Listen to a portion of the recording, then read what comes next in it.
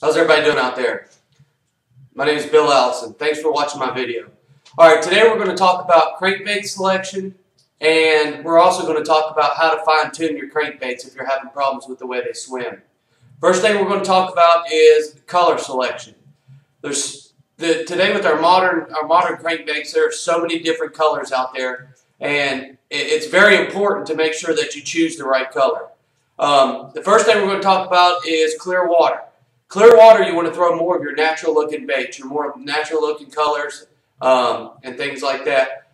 With your natural baits, what we talk about is try to match up what the forage is on the lake. Most of the time, if you go with a shad colored crankbait, that's going to be your best bet. I also like to base my colors off of what are the bait fish doing, what bait fish are spawning, what bait fish are running, and things like that. Here in the winter months, we get into November time frame, we get in October, the shads start to run into the creeks to begin their spawn for the winter. So we go with a lot of shad colored baits. When the bass spawn, right after the bass spawn, I like to throw a bass colored crankbait in clear water. Now when we're fishing stained, murky, muddy water, we want to throw our brighter baits, our brighter colored baits. And those include your chartreuse colors, your bright greens, just anything that's very bright. I've got a couple examples laying out here from X Factor Lures. This here is what's called a tomato colored crankbait.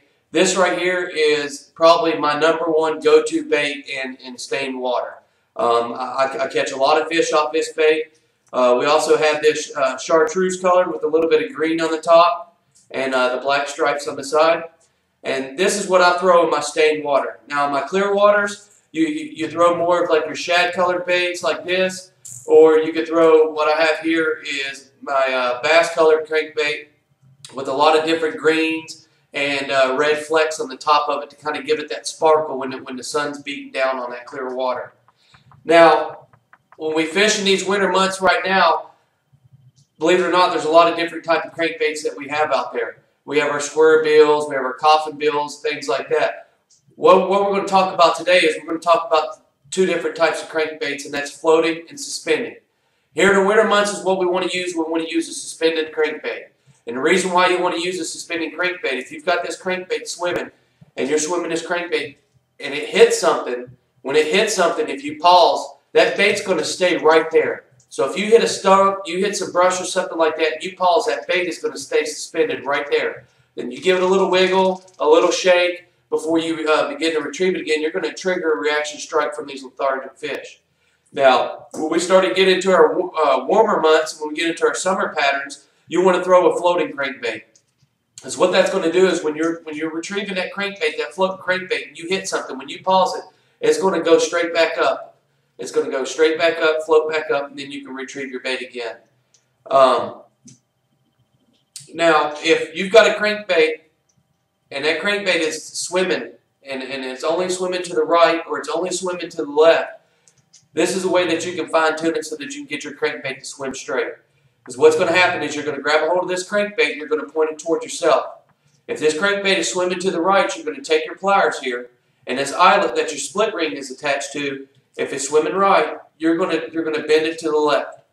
Okay? You're just going to bend it a little bit to the left, and if it's swimming to the right, if it's swimming to the left, you're going to bend this eye to the right. Okay? Make small adjustments, throw it out there, make a few retrieves, and just make small adjustments until you get that bait swimming straight. Now to recap, we talked about color selection and then two different types of crankbaits for what we want to fish depending on the water temperature. Remember, cold water, throw a suspended crankbait, let it hit that brush, and give it a little wiggle after you pause that bait. It's going to stay right there in that brush. In the summer months, you want to throw your floating bait so that that bait, when it hits, it comes straight back up and floats back.